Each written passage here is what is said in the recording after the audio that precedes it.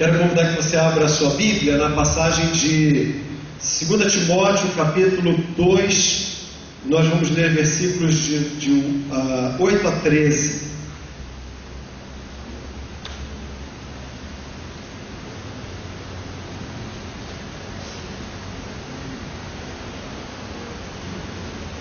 Timóteo, capítulo 2, versos 8 a 13.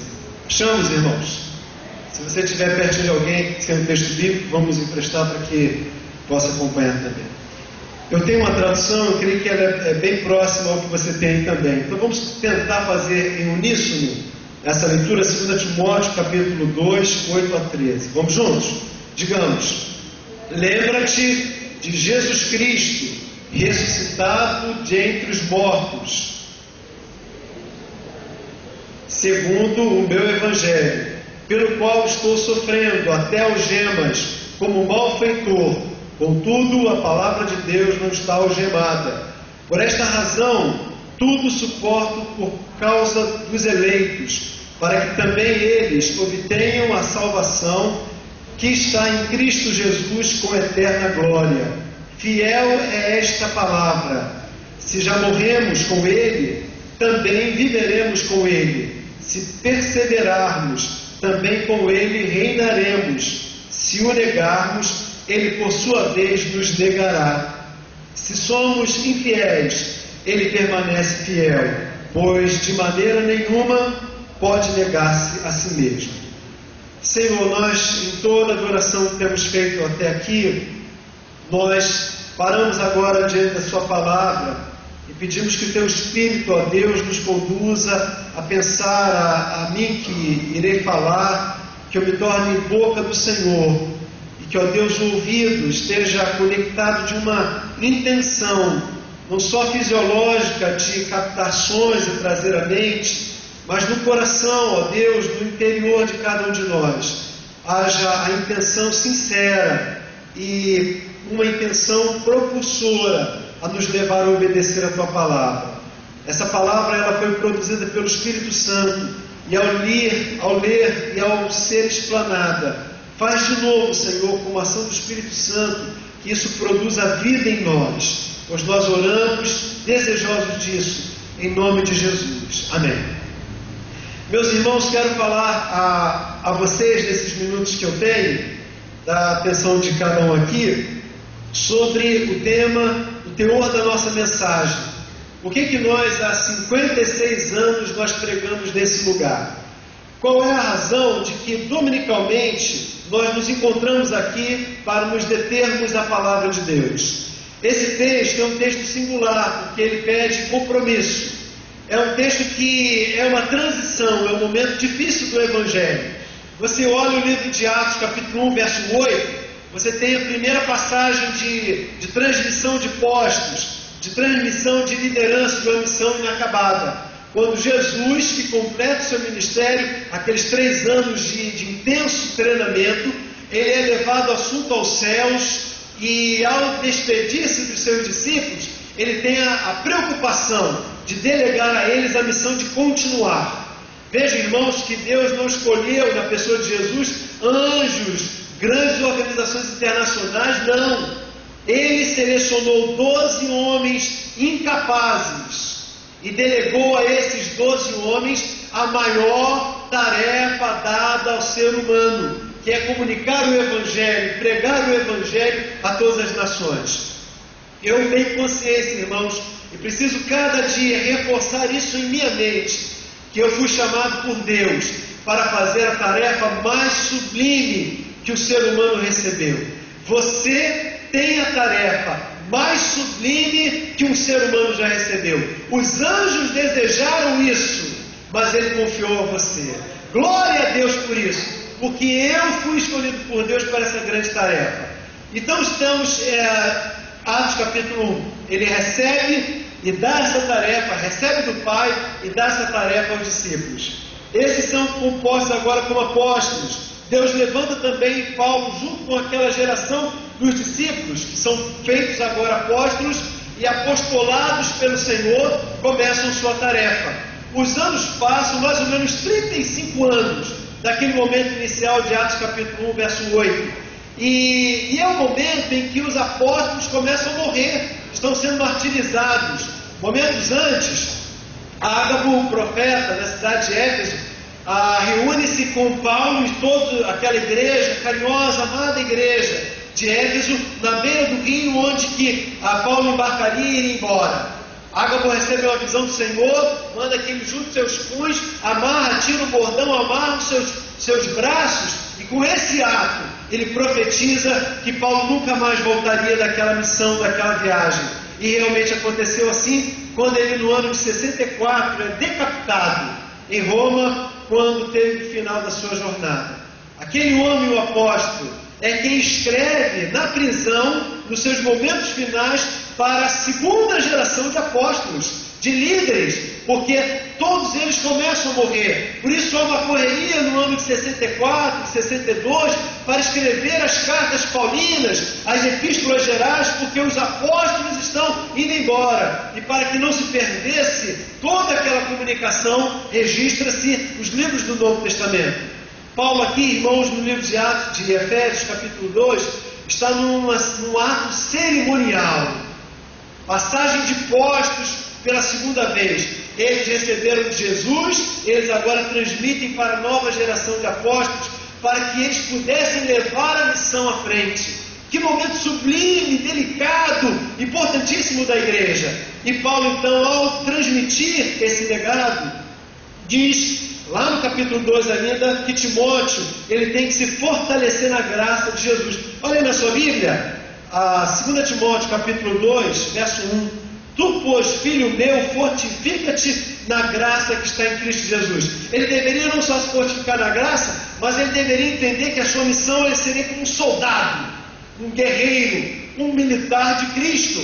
Depois ele diz nos versos até capítulo 2 ainda, do 3 até o 6, depois do 13 ele volta a repetir essa ideia, que ele deve ser não só um soldado, mas ele deve ser como um atleta de Cristo. E depois ele diz que ele deverá ser como um lavrador de Cristo, porque a tarefa que Timóteo recebera, ela é sublime, ela é muito importante. No verso 8, em diante ao 13 que nós lemos, vai falar sobre o cerne dessa mensagem que Timóteo transmitiria, doravante. E que também esse cerne, esse centro, possuía algumas ênfases, e eu quero apresentar aos irmãos essas ênfases. Por isso, o que vamos pensar nessa noite sobre o cerne da pregação do Evangelho. Qual é o cerne? Verso 8, você tem sua Bíblia aberta? Mantenha ela aberta, por favor. 2 Timóteo capítulo 2, verso 8 começa dizendo: lembra-te de quem, irmãos? Mais uma vez, lembra-te de quem? De Jesus Cristo. Lembra-te de Jesus Cristo, ressuscitado dentre os mortos, descendente de Davi, segundo o meu Evangelho. Paulo diz que o centro dessa mensagem, imagine uma barraca, tem uma haste, um pau, uma haste central. Se você tira, o que acontece numa barraca? Ela desaba. Há dias atrás completou-se, eu acho que 10 anos, se não me engano, e não foi uma comemoração, foi um ato de protesto para recordar a toda a população brasileira o que aconteceu com o Palace, acho que 2, né? Quando um prédio de ponta de linha, reconhecido como um dos mais caros de toda a cidade do Rio de Janeiro, no momento em que a Barra da Tijuca explodia em sentido assim de megas atenções, investimentos, etc. Um prédio inteiro, irmão, desaba. A fiscalização vai fazer uma auditoria, uma averiguação profunda, e os técnicos descobrem o motivo porque aquela grande obra, aquele grande prédio caiu. Os irmãos estão lembrados. No lugar de cimento, colocou-se junto com o cimento dos produtos, e no lugar de terra constante, sustentáculo para aquela obra, colocou-se areia de praia, porque achou-se que não se perceberia e não daria em nada. Um prédio, quando não tem a sustentação necessária, o alicerce profundo e seguro, meus irmãos, o que acontece com ele? Esse prédio desaba. Se nós pregarmos o Evangelho na moda dos nossos dias, Eu não quero dizer, irmãos, que a igreja não deve se contextualizar, ela precisa se contextualizar. Mas a pregação do Evangelho que ouvimos nos nossos dias, pelas múltiplas maneiras de mídias que estamos cercados, nós teríamos alguns convites para fazer um Evangelho parecido com o Evangelho bíblico, mas que na verdade não é ele próprio em última análise. A palavra de Deus está dizendo que ao pregarmos o Evangelho, temos que lembrar qual é o cerne, a sustentação, o sustentáculo dessa pregação, que é este e não outro, o próprio Senhor Jesus Cristo. Paulo disse em 2 Coríntios, capítulo 4, verso 5, nós não pregamos a nós mesmos, mas a Jesus Cristo, o Senhor. Em outro momento, em Romanos capítulo 10, verso 9, ele disse, porque se com tua boca confessares a Jesus como Senhor, que é o Senhor, e em teu coração creres que Deus o ressuscitou dentre os mortos, serás salvo. Por isso, aquele jovem Timóteo, jovem pregador, ele não poderia esquecer que o foco principal da sua pregação era a pessoa e o ministério de Jesus Cristo. Estaria tudo centralizado nele, porque ele era a essência daquela pregação. Essa mensagem que tem um cerne, ela inevitavelmente tem algumas ênfases, e aí o texto segue mostrando a primeira delas, a primeira dessas ênfases que está na pessoa de Jesus, é exatamente esta, a ênfase da vida e morte em Cristo. Você tem o seu texto aberto? Quem tem, faz um sinal aí para mim. Ótimo, glória a Deus, uma grande parte. Olhe comigo, nós vamos ler juntos. 2 Timóteo, capítulo 2, verso 11 agora. Vamos juntos? Digamos, fiel esta palavra.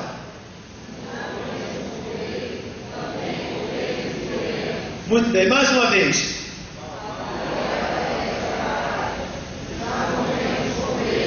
Com ele também viveremos. Paulo está mencionando, irmãos, que o Evangelho, que é baseado em Cristo, não pode deixar de ter a tônica da vida e a morte. Quando ele escreve lá em Romanos, capítulo 6, 3 e 4 em diante, quando ele ensina o significado do batismo, ele diz que o batismo vai representar a morrer, o ato de morrer para Cristo, e ser uma nova vida em Cristo Jesus. É o que a gente sempre menciona ao fazermos o batismo. O batismo representa a morte para o mundo e uma nova vida para Cristo. Mas esse não é um evangelho popular. Você quer ver um evangelho que cresce, que explode, que alcança multidões? É o evangelho, irmãos, que fala dos modismos, que fala da beleza, do encantamento, do frenesi da festa. E nada contrário à festa, nós adoramos. E a gente vibra quando o Ministério de Louvor nos leva também a cantar, a adorar, a bater palma, a pular, a dançar. Nada contra. Mas o problema, irmãos, é que quando nós tiramos o foco de Cristo e colocamos na festa, na celebração em si, nós perdemos o sentido do Evangelho. Porque esse Evangelho vai chamar a mim e a você a não celebrar a vida em si própria, mas celebrar a vida na pessoa de Jesus. E eu quero exemplificar essa escolha.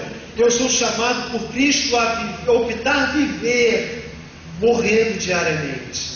Por isso esse Evangelho verdadeiro não é popular. A ilustração, nós oramos pelo Miguel Zuger, e ele é um grande ícone para esse testemunho, esse exemplo. Eu não me lembro bem se foi numa conversa entre eu e Jefferson, almoçando ali com o Miguel Zuger no Boteco do Manolo. Não tinha nada de bebida na tarde, mas só o nome do restaurante. Ali na praça de alimentação do West Shop. Ele falou isso aqui na igreja. Eu estou em dúvida agora, mas eu me lembro do relato dele, que estava transitando de uma cidade a outra, ele comprou a passagem, o meio de transporte não era muito confortável, era muita gente meio aberta. E ele, pendurado lá naquela caminhada, um homem o identificou, percebeu que ele era um crente, e começou a querer instigá-lo para fazer ele se pronunciar como crente e provocar a ira daquelas pessoas muçulmanas que estavam ali.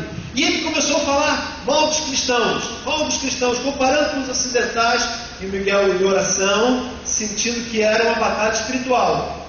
E aquele homem insatisfeito continuou as provocações, agora falando não só dos ocidentais, mas dos cristãos que eram árabes também. que deixavam de ser muçulmanos, me ofendendo, e Miguel calado, no coração, porque era uma batalha espiritual. Como ele viu que não conseguia provocar ou fazer com que Miguel Zug se expusesse diante daquelas pessoas, ele começou a xingar o nome de Jesus. Irmãos, fiquem tranquilos, eu não vou repetir aquelas palavras, primeiro porque é indecoroso, segundo eu não saberia pronunciar em árabe, obviamente, mas devia ser alguma coisa horrorosa. Miguel Zug então pensou, bom, não tem mais jeito, eu tenho que me pronunciar. E ele se levantou no meio daquelas pessoas e disse, meu Senhor, e quando começou a pronunciar em defesa de Jesus, aquelas pessoas tomaram suas roupas, o caminhão seguindo, deserto adentro, abriram sua mala, começaram a despejar suas roupas por aqueles quilômetros percorridos, deram livros de bons tapas e o jogaram a toda velocidade daquele carro, daquele transporte. Quando Miguel Zug levantou, viu só a poeira indo embora com aquele transporte e aquelas pessoas rindo do cristão, ele começou a rir e disse que ele estava rindo porque ele perdeu a viagem, mas ele não perdeu a sua fé.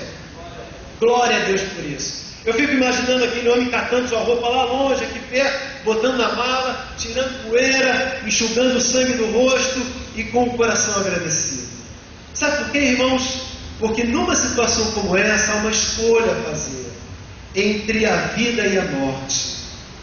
Eu sou chamado a pregar o Evangelho, a viver o Evangelho, que diariamente não me chama para uma academia, nada contra a academia, não me chama para uma discoteca, não me chama para uma noitada, não me chama para ser celebridade entre meus amigos, muito pelo contrário, eu sou chamado a pregar o Evangelho, que me chama muitas vezes a ser a oposição entre os meus conhecidos, a ser a pessoa menos querida, por quanto eu prego a verdade do Evangelho.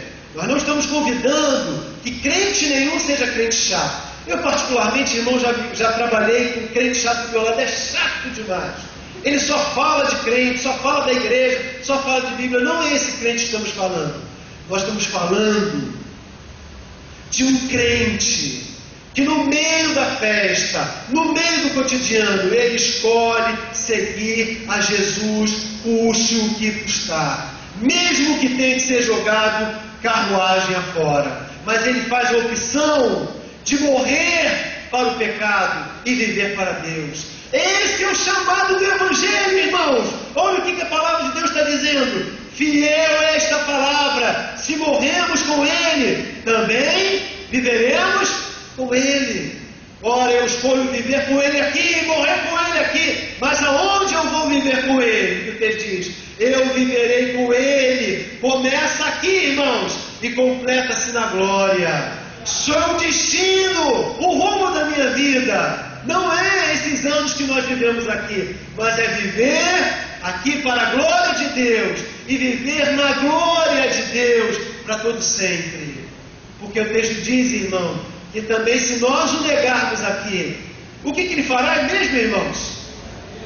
Ele da mesma forma nos negará diante do Pai que está nos céus. Por isso Paulo disse no seu testemunho pessoal, já estou crucificado com Cristo, e vivo não mais eu, mas Cristo vive em mim. Eu vou te mostrar um exemplo, eu vou narrar um exemplo de uma igreja europeia num momento de grande crise histórica no mundo. O ano era o ano dos anos 40 do século passado. O lugar específico, Berlim, Alemanha. O homem específico, Dietrich Bonhoeffer. Eu já mencionei em outros momentos sobre o grande testemunho desse grande pregador luterano. Aquela igreja, acuada com a pressão política e física que o nazismo crescia e dominava, ela, a igreja luterana e outras igrejas protestantes também, encontraram um jeito de burlar o Evangelho, fazer o Evangelho parecido, mas não o real Evangelho, ao ponto que aquela igreja e outras igrejas evangélicas do seu momento disseram, salve Hitler! Por quê? Concordaram com toda a opressão que aquele governo implantou, matou, dizimou milhares de pessoas. Eu não consigo nem entender, irmãos, como a teologia conseguiu ser tão deturpada àquele ponto. Mas aquela igreja dizia que Hitler era um instrumento de Deus para aquela geração. Em nome de Deus, Deus levantou Dietrich Bonhoeffer, aquele pastor de uma igreja pequena, da periferia de Berlim. Ele começa a pregar. Ele denuncia o pecado de Hitler, denuncia o pecado da sua própria igreja, e diz que a igreja está vivendo uma graça barata. E essa é a tônica de toda a sua teologia. Uma graça barata. Graça barata é aquela graça que não custa morte, não custa sacrifício, não custa renúncia. Meus irmãos, tudo que Deus nos deu é graça divina. Nós recebemos a salvação da cruz graciosamente, porque não tínhamos nada para fazer. Mas muito pelo contrário do que muitas pessoas pensam, para eu viver e mergulhar e aprofundar a minha vida na graça, eu preciso pagar o preço também. Milhares de pessoas, conversamos com muitas delas em volta de nós, gostam de Jesus, acham bonitos cânticos da igreja, professam parte dos textos bíblicos, vestem camisa de crente, frequentam a igreja de crente, mas não querem pagar o preço de morrer diariamente para a sua vontade, para viver para Deus.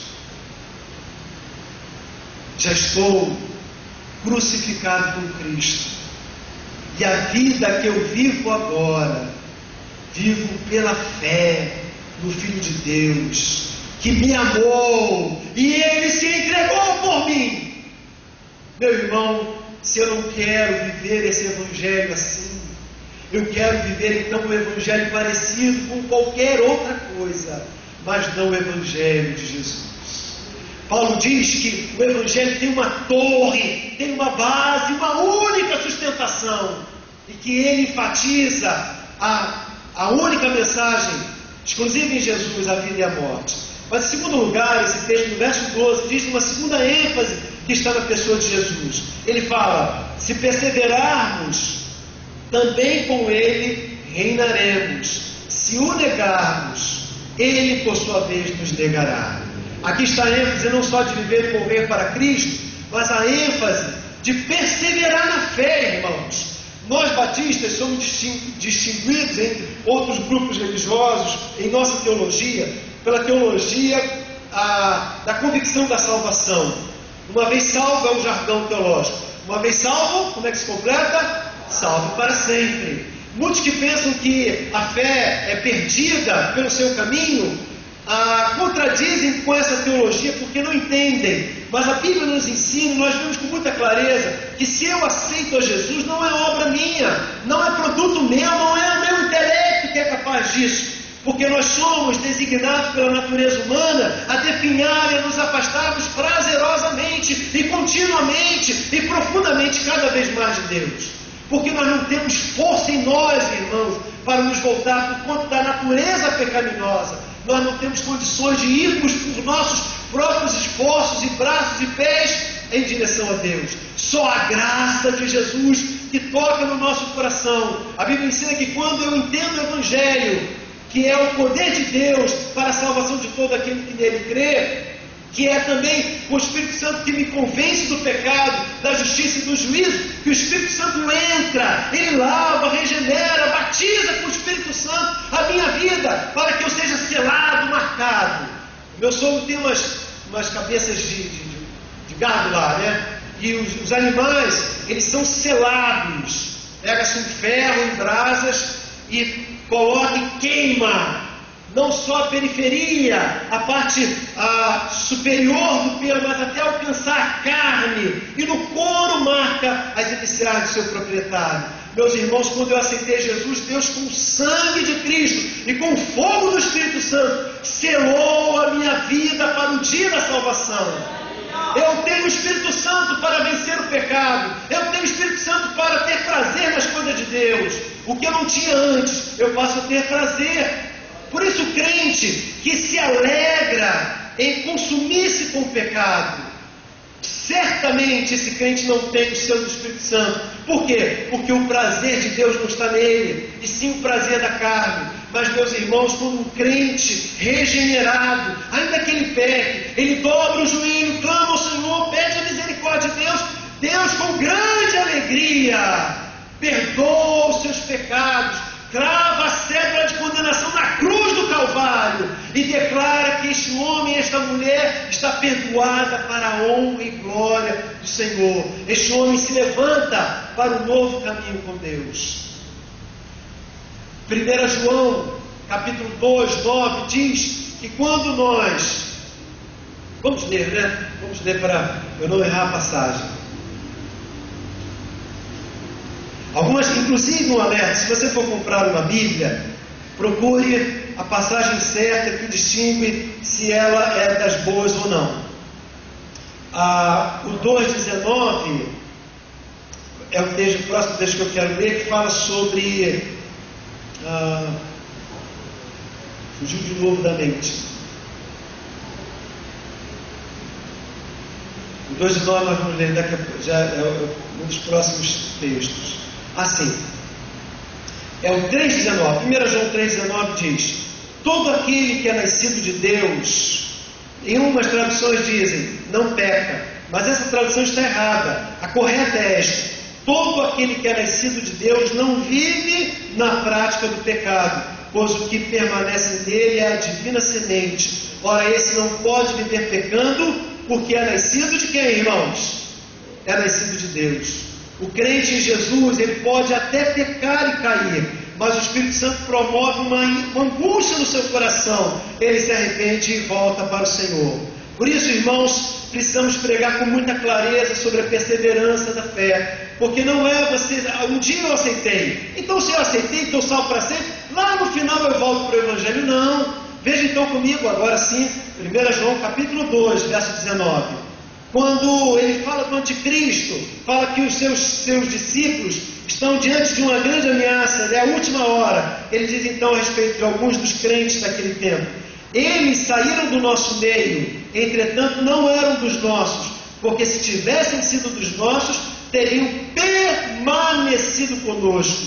Todavia eles se foram para que ficasse manifesto que nenhum deles é dos nossos. Se você é um crente em Jesus, mesmo que escorregue, você vai voltar. Você, mãe que tem um filho afastado do caminho, creia que se ele se converteu de verdade, ele vai voltar. Você, pai, que sua esposa saiu do Evangelho, se ela é uma crente em Jesus, ela vai voltar. Se você, filho, está com seus pais fora da igreja, já foram crentes, saíram do caminho, se eles forem crentes, eles vão voltar. Porque, meus irmãos, o que permanece nele é a palavra de Deus.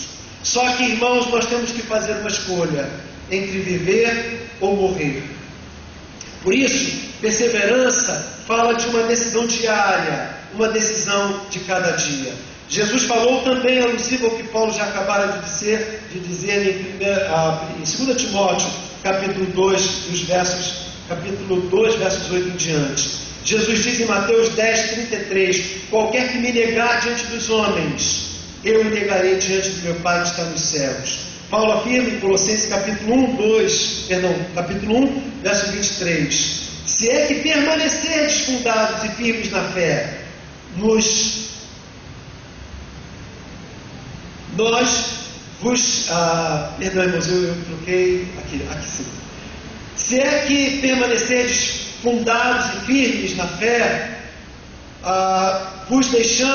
não vos deixando afastar da esperança do Evangelho em que ouviste, o qual foi pregado a toda criatura, e eu, Paulo, fui feito dele ministro do Evangelho.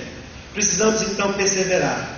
Plínio, governador da Bitínia, uma região da Ásia Menor, ele governava aquela região sob os comandos e o mandato do imperador maioral daquele momento, Trajano, o imperador romano. Era o ano 112 depois de Cristo. A igreja vivia pouco momento depois do que os relatos que a gente lê do Apocalipse, uma grande perseguição, uma incontável perseguição. As concílias eram aquelas comissões que iam de vila em vila, checando pessoa a pessoa quem não se prostrasse diante da estátua do imperador Trajano.